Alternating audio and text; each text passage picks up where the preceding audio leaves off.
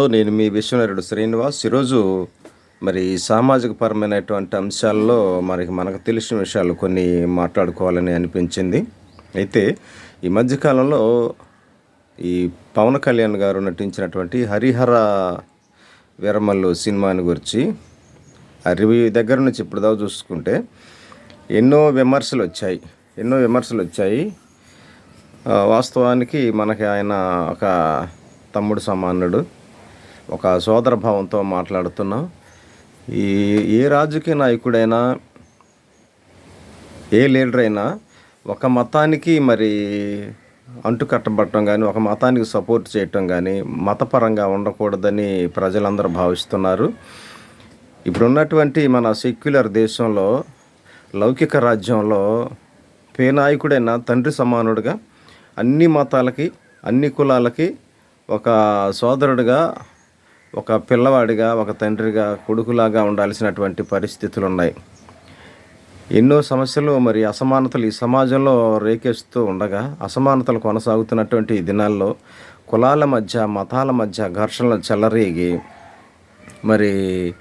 పరువు హత్యలకు దారితీస్తున్నటువంటి ప్రమాదకరమైనటువంటి ఈ వ్యవస్థలో ఇలాంటి మతపరమైనటువంటి అంశాల మీద సినిమాలు తీయడం క్షేమం కాదని, ఆయన రాజకీయ జీవితానికి ఇది మంచి పునాది కాదని నేను భావిస్తున్నాను. అలాగనే యూనివర్సల్గా ఉండాలి నాయకుడు అనేవాడు, హీరో అనేవాడు ఒక మతానికి సపోర్ట్ చేసే విధంగా ఉండకూడదని నా అభిప్రాయం. ఎందుకంటే ఎదిగే వయసు కాబట్టి, మన బిడ్డ సమానుడు కాబట్టి మనం మాట్లాడుకుంటూ ఉన్నాం. ఆయన ఒక వర్గానికి, ఒక కులానికి, ఒక మతానికి కాకుండా ఆ ప్రాంతీయం కూడా యూనివర్సల్గా ఉండాలి, ప్రపంచానికి సంబంధించినటువంటి మానవుడిగా ఉండాలని నేను అనుకుంటూ ఉన్నాను.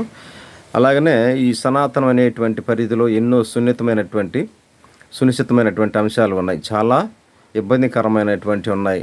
సతీ సహగమనాన్ని బ్రిటిష్ వాళ్ళు దాన్ని రూపుమాపారు ఇది 18వ శతాబ్దం చివరిలో.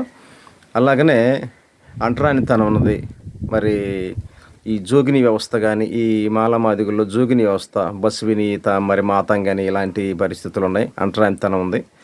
ఇక చెప్పుకుంటూ పోతే ఎన్నో సమస్యలు ఉన్నాయి. కాబట్టి ఒక బాధ్యత గల మనిషిగా రాబోయే రోజుల్లో మంచిగా ఎదగాలంటే ఆయన ఒక యూనివర్సల్గా ఉండాలని, ఆ ప్రపంచ మానవుడిగా ఉండాలని, ఆయన మంచిగా ఎదగాలని నేను మనసారా కోరుకుంటున్నాను. మతాల జోలికి ఆయన వెళ్లకుండా ఈ ప్రపంచీకరణ వైపు వెళ్ళాలని, ఈ దేశంలో ఒక మొట్టమొదటి భావి భారత పౌరుడిగా చెగువేరా లాగా, అంబేద్కర్ లాగా మంచిగా పేరు ప్రఖ్యాతులు తెచ్చుకొని వీళ్ళంతా నా బిడ్డలు, ఇదంతా నా సమాజం, ఇది నా కుటుంబం అనేటువంటి విధానంలో ఎదగాలని నాయకులకు నేను అనుకుంటూ ముగిస్తున్నాను. మీరందరూ మనందరం సంతోషంగా, సౌఖ్యంగా,